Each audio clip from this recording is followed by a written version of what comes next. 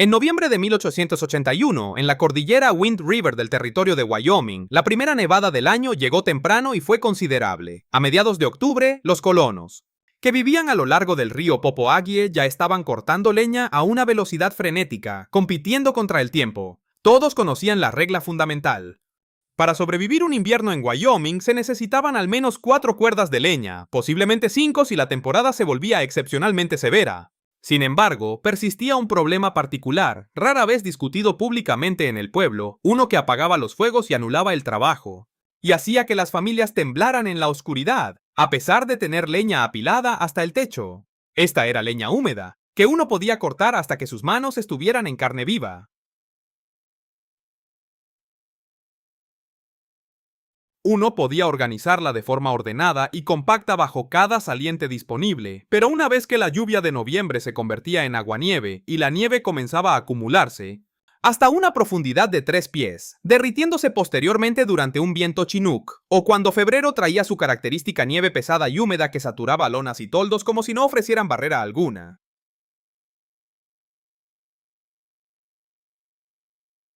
Tu leña inevitablemente se mojaría, y la leña húmeda no arde, solo humea, silba y absorbe el calor en lugar de irradiarlo. La mayoría de los hombres simplemente se resignaban pensando, así es el invierno, así son las montañas, cortas más, quemas más, simplemente lo soportas. Sin embargo, un solo individuo no aceptó este destino. Everard Ashford era su nombre, y en el otoño de 1881 excavó una cavidad debajo de su residencia, lo que llevó a todo el valle a concluir que había perdido la cordura. Antes de continuar, si estás viendo esto, hazme un favor, haz clic en el botón de me gusta y suscríbete.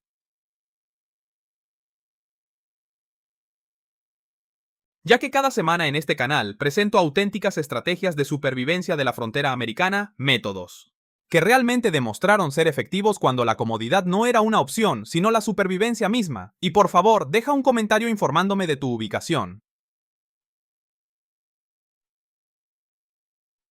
Estoy ansioso por saber si actualmente estás lidiando con leña húmeda o si has desarrollado tus propias técnicas para mantenerla seca.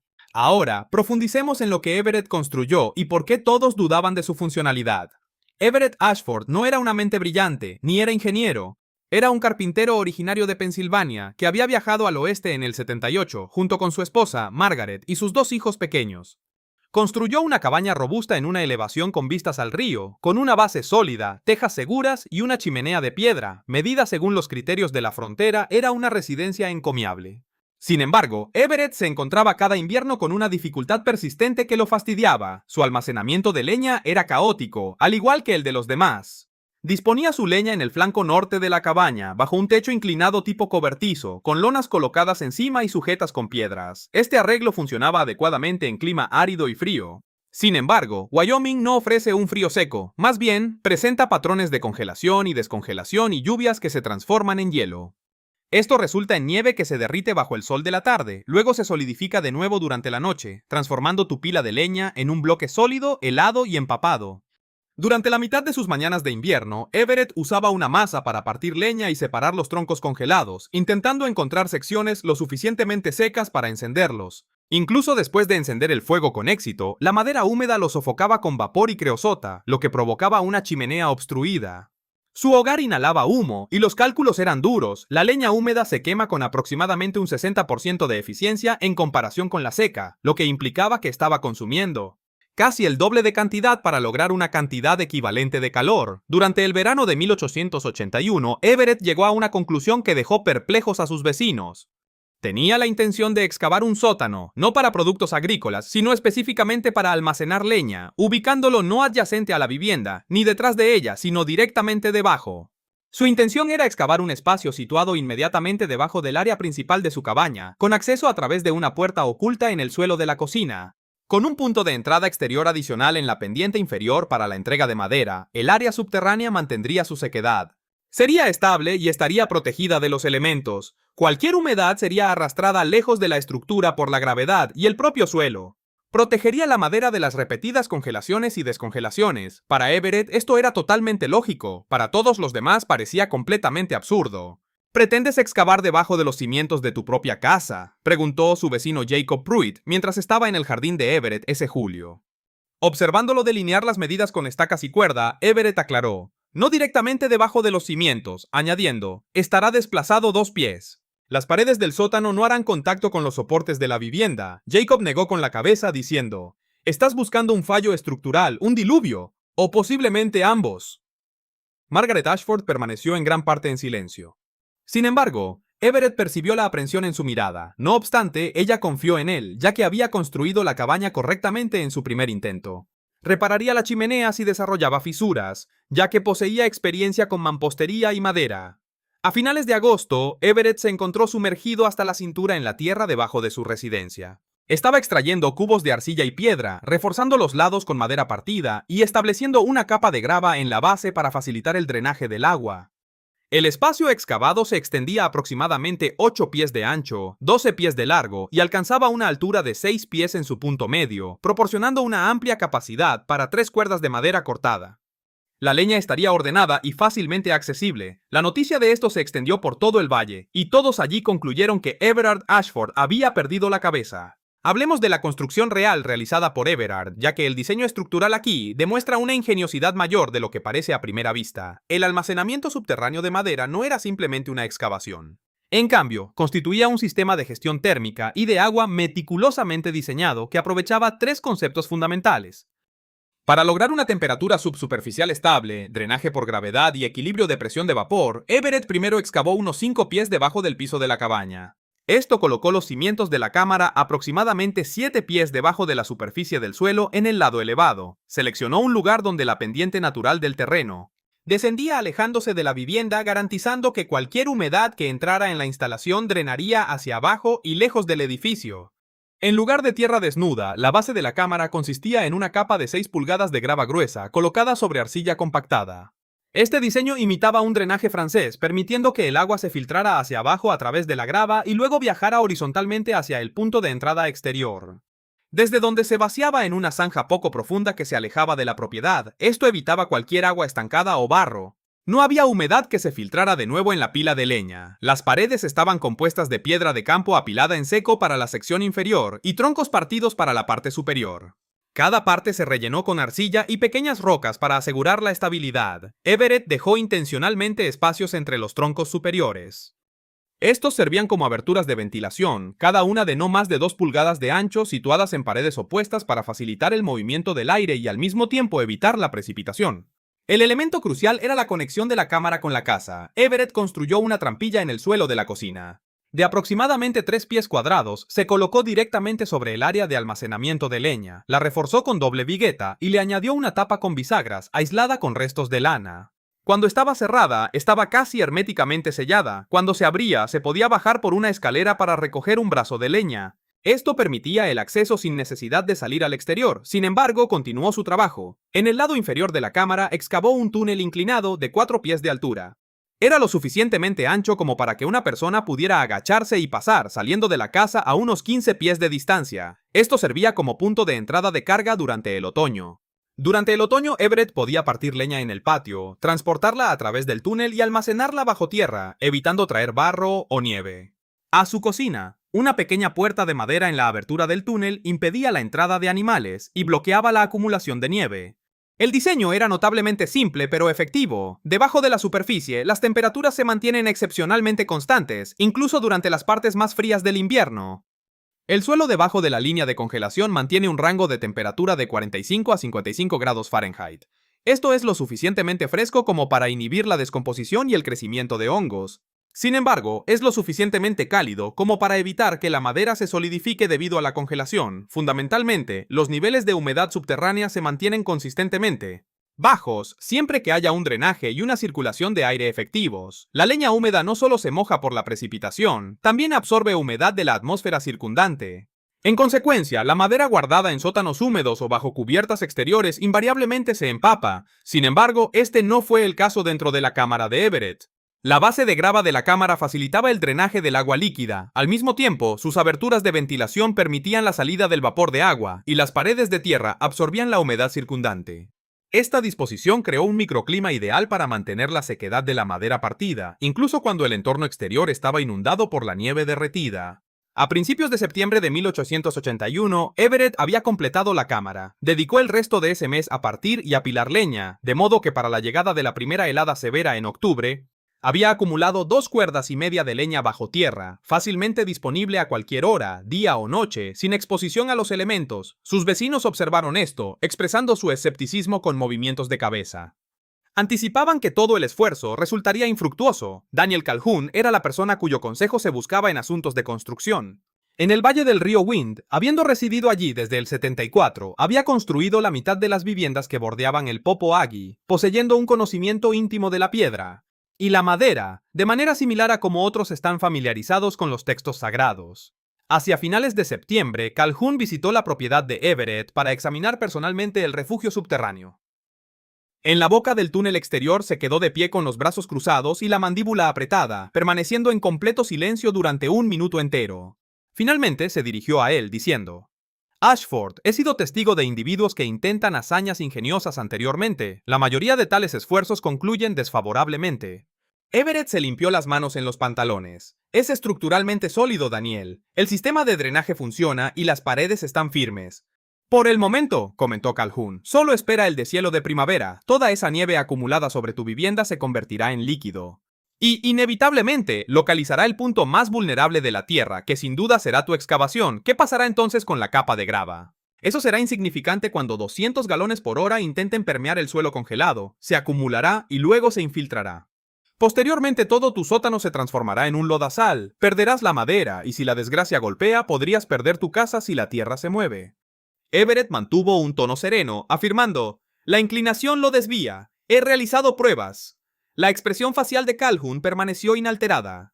Tus pruebas se realizaron durante el verano, no bajo 3 pies de nieve, con tierra congelada, y un deshielo que ocurre más rápidamente de lo que el suelo puede absorberlo. Para octubre la noticia corrió rápidamente. La historia del almacén subterráneo de Everett se había convertido en una especie de broma recurrente en todo el valle. En el puesto comercial, los hombres sonreían con suficiencia cada vez que surgía su nombre, mientras que las mujeres movían la cabeza, pronunciando comentarios como «Pobre Margaret». Está casada con un hombre que excava debajo de su propia residencia. Jacob Pruitt fue inequívoco, afirmando: «Vas a inundar tus cimientos, Everett». Si eso ocurre, no se me acerquen a pedirme mi madera para la reconstrucción, ni siquiera la hermana de Margaret, que estaba de visita desde Lander, la apartó una noche y le preguntó: «¿Está mentalmente sano?». Margaret no ofreció respuesta. Esa noche, ella simplemente observó a Everett, quien estaba junto al fuego, dibujando ángulos de drenaje en un cuaderno iluminado por la luz de una vela, y deseó que sus planes tuvieran éxito. La desaprobación no era solo duda, provenía de una experiencia genuina, ya que eran individuos que habían presenciado el colapso de granjas debido a problemas menores. Una cimentación comprometida podría determinar si una vivienda duraba 2 décadas, o se deterioraba hasta quedar en ruinas en la mitad de ese tiempo. El agua representaba una amenaza para cada edificio en la frontera. Sin embargo, Everett estaba creando intencionalmente un espacio vacío directamente debajo de su residencia. Estaba seguro de que la tierra no le fallaría. Daniel Calhoun lo articuló perfectamente mientras estaba de pie fuera de la tienda general. En una fría tarde de finales de octubre, el riesgo de Ashford no es su combustible, sino la vivienda de su familia. Tal riesgo no lo asume un individuo prudente, y nadie estuvo en desacuerdo. El invierno se acercaba, y pronto todos descubrirían quién tenía razón. La nevada inicial de noviembre de 1881 fue fina y ligera. Fue barrida del tejado por fuertes vientos y no se quedó. Everett cortó varias cuerdas adicionales de leña y las dispuso a través de la abertura del túnel, llenando así el compartimento subterráneo casi hasta arriba. A mediados de noviembre su tarea estaba completa. 3 cuerdas, completamente secas, yacían en la oscuridad debajo de su cocina. Posteriormente, llegó diciembre y las temperaturas cayeron rápidamente. Para la segunda semana, las mínimas matutinas se acercaban a los 0 grados Fahrenheit. El río Popo Aggie comenzó a congelarse en sus orillas, luego completamente. La nieve cayó en sucesiones, 8 pulgadas una tarde, 12 la siguiente, seguidas de un corto periodo de deshielo que transformó todo en un estado semilíquido, antes de que las condiciones gélidas lo solidificaran una vez más. Este patrón particular de congelación y deshielo era temido por cada colono. El fenómeno comenzó el 18 de diciembre, cuando una cálida brisa Chinook descendió de los picos, elevando las temperaturas al rango de los 30 grados superiores. La nieve, antes seca y fina, se saturó y se volvió densa, se adhirió a todas las superficies, los tejados se tensaron bajo la carga, las lonas se combaban y cada pila de leña en todo el valle Comenzó a absorber la humedad como una esponja. Al caer la noche, la dirección del viento cambió y el gélido aire ártico regresó. Al amanecer, las temperaturas habían caído a 15 grados bajo cero, haciendo que la nieve húmeda se solidificara por completo. La leña de Jacob Pruitt dispuesta bajo una lona. En el lado norte de su vivienda, se transformó en un bloque sólido de hielo. Dedicó una hora, usando un mazo y una palanca, simplemente para desalojar suficientes troncos para su fuego matutino. La mitad de estos estaban demasiado húmedos para encender, mientras que la mitad restante producía un humo denso y sofocante. Humo que hizo toser a su esposa e hijos en la veranda hasta que la chimenea estuvo despejada. La situación de Daniel Calhoun había mejorado ligeramente. Había protegido sus pilas de leña con lonas aceitadas, asegurándolas con rocas, pero incluso sus troncos más secos se sentían húmedos. Consumió una cuerda entera de leña en 3 semanas, el doble de su consumo habitual, ya que la madera húmeda simplemente no genera calor tan eficazmente como la madera curada. En todo el valle se desarrollaba un escenario idéntico, hogueras que deberían haber durado 6 horas se apagaban en 3, chimeneas atascadas con creosota, los hombres cortaban leña a temperaturas gélidas, solo para descubrir que el centro de los troncos estaba húmedo por la exposición prolongada al exterior. Las mujeres calentaban agua en estufas que apenas lograban mantener una llama. Los niños se acostaban con sus abrigos, ya que la vivienda nunca alcanzaba el calor suficiente. Luego, el desafío definitivo llegó el 9 de enero de 1882. Descendió una tempestad, una que los residentes recordaron 2 décadas después. La nieve cayó continuamente durante 4 días consecutivos. Se acumularon 3 pies de nieve en las primeras 72 horas. Los ventisqueros alcanzaron 8 pies contra las paredes norte de las cabañas. El viento era implacable, arrancando las cubiertas de las pilas de leña, dispersando la leña menuda y enterrándolo todo bajo un sudario blanco y opresivo. Cuando la ventisca finalmente amainó, el mercurio se desplomó a menos 22 grados Fahrenheit. Los residentes incineraron muebles, consumieron postes de cercas y encendieron cualquier cosa combustible. Debido a que su leña estaba enterrada, congelada o completamente saturada, Everett Ashford desenganchó el panel de acceso en el suelo de su cocina, bajó los escalones y sacó un brazo lleno de pino cortado. Estaba completamente seco. El compartimento subterráneo había mantenido una temperatura constante de 48 grados Fahrenheit en todo momento. No había penetrado nieve ni se había acumulado humedad. Las rejillas de ventilación permitían el movimiento del aire mientras prevenían la entrada de humedad. El suelo de guijarros había absorbido la mínima condensación que surgía cuando el aire más cálido encontraba el suelo frío. Everett encendió su hogar con un solo fósforo. Se encendió al instante, ardió limpiamente y se mantuvo durante 8 horas. Margaret se paró junto a la estufa, calentándose las manos, sin pronunciar sonido alguno, pero miró a su esposo con una mirada similar a la reverencia. Afuera, el valle estaba sufriendo penurias. Dentro de la residencia Ashford estaba acogedor, y los residentes cercanos comenzaron a observar. Si sigues viendo, quédate conmigo. Porque los eventos subsiguientes no solo validaron el enfoque de Everett, sino que también transformaron cómo se construyeron las viviendas en ese valle durante las siguientes 5 décadas. Por favor, dale al botón de me gusta y deja un comentario compartiendo el invierno más gélido que hayas vivido. Te espero en el siguiente segmento, alrededor de finales de enero de 1882. La cruda diferencia era innegable. Jacob Pruitt había consumido 4 cuerdas y media de madera en un período de 2 meses. Daniel Calhoun había usado casi 4, y la mayoría de los hogares en el valle estaban conservando sus menguantes provisiones. Estaban desesperadamente partiendo madera sin curar, intentando encender una llama usando yesca y trapos empapados en brea. Everett Ashford solo había consumido 1 cuerda y cuarto. Piensen en eso por un momento, el mismo valle, clima idéntico y casas de dimensiones comparables. Sin embargo, Everett utilizaba menos de 1/3 de la madera que quemaban sus vecinos. La explicación era sencilla. Era eficiencia. Cuando se quema madera húmeda, no solo se pierde calor en el humo, se está gastando energía. Esta energía se utiliza para evaporar el agua antes de que la madera pueda siquiera empezar a arder. Un tronco con un nivel de humedad del 25%, un estado común para la mayoría de la leña apilada al aire libre después de los ciclos de congelación y descongelación de diciembre, demanda aproximadamente 1100 BTUs por libra. Esta energía es únicamente para expulsar el agua. Es calor que debería estar calentando tu vivienda, pero en su lugar se está desvaneciendo como vapor a través de la chimenea.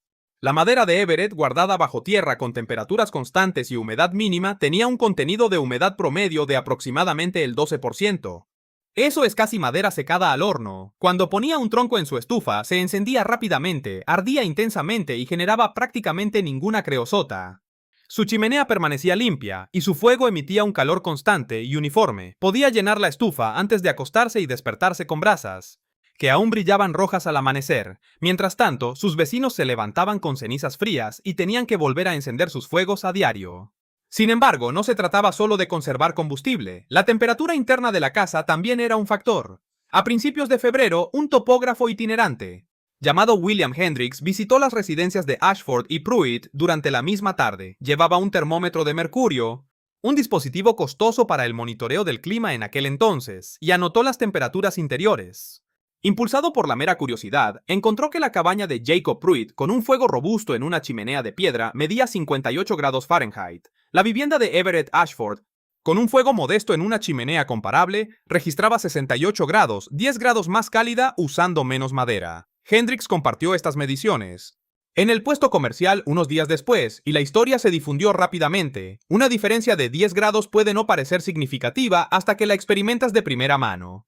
Esa es la diferencia entre dormir bajo 2 mantas o 4, o ver cómo se forma escarcha en el interior de tus ventanas, o permanecer transparente, entre que tu cubo de agua se solidifique durante la noche o se mantenga en estado líquido. Y aquí está el punto adicional que nadie había previsto.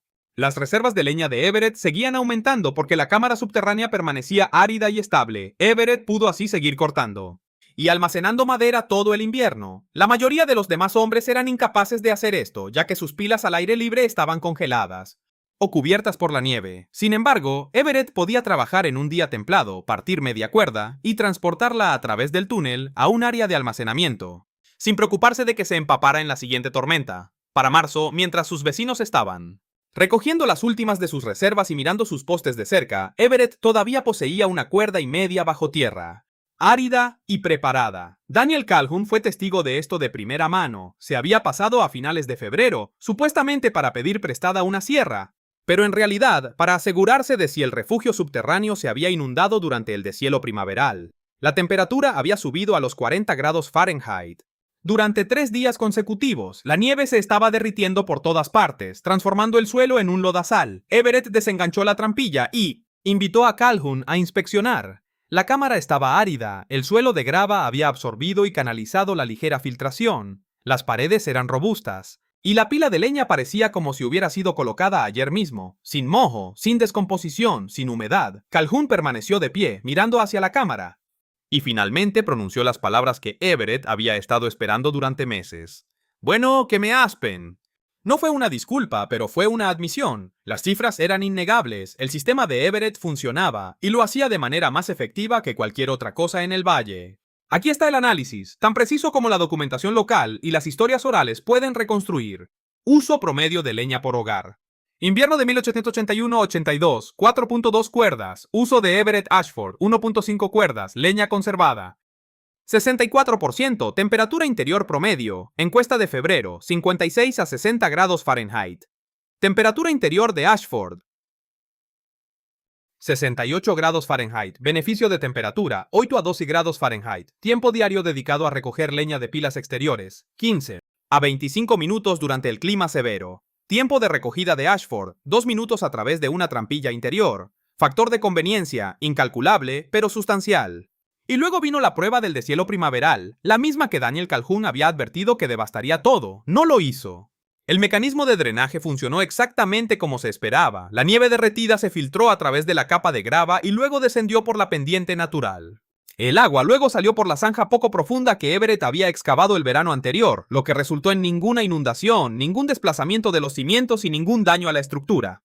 El refugio subterráneo de madera soportó con éxito su primer invierno, y su rendimiento superó la mera supervivencia.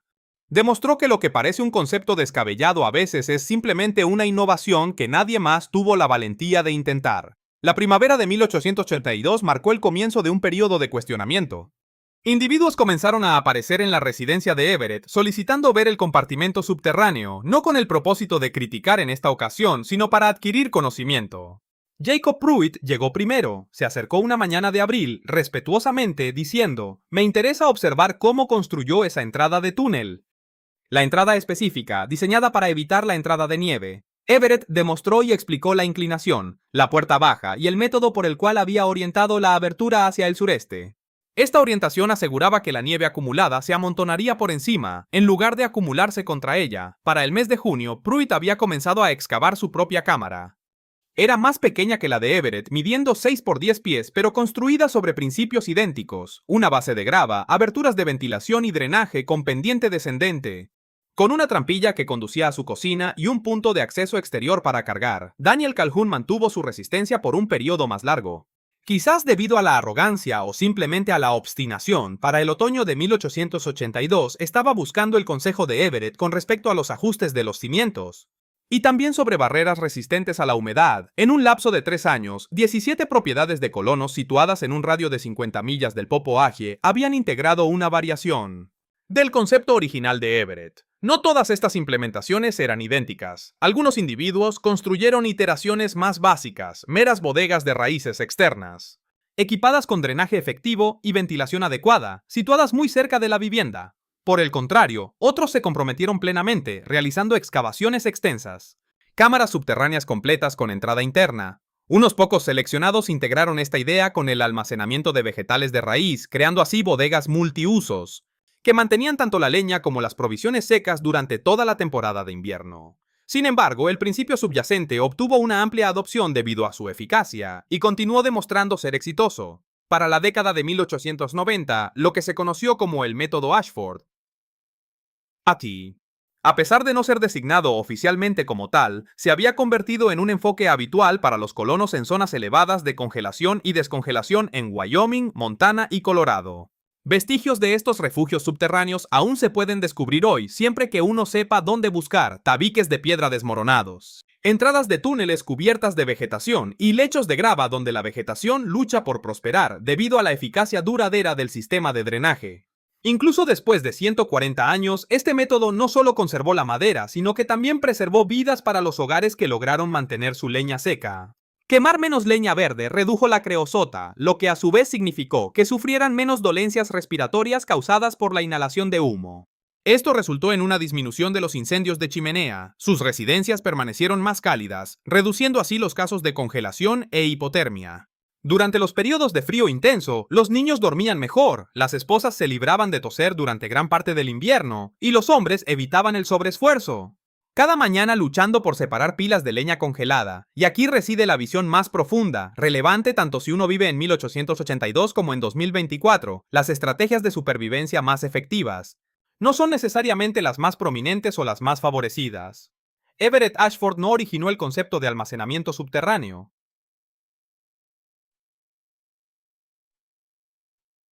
Los sótanos de raíces han sido utilizados por la gente durante cientos de años. Sin embargo, él adaptó un principio establecido para abordar un desafío novedoso, demostrando el coraje de seguir adelante incluso cuando los autoproclamados especialistas le informaron que estaba equivocado. Se abstuvo de debatir con ellos, no gastó esfuerzo en justificar su concepto.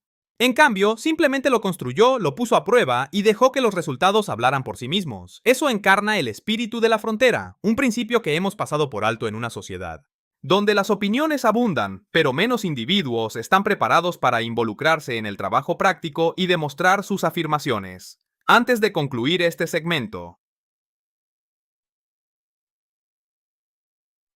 si esta narrativa te transmitió conocimiento, si te impulsó a considerar de manera diferente cómo nuestros antepasados abordaron los desafíos usando solo piedra, madera y sabiduría práctica, por favor hazme un favor y presiona el botón de suscribirse.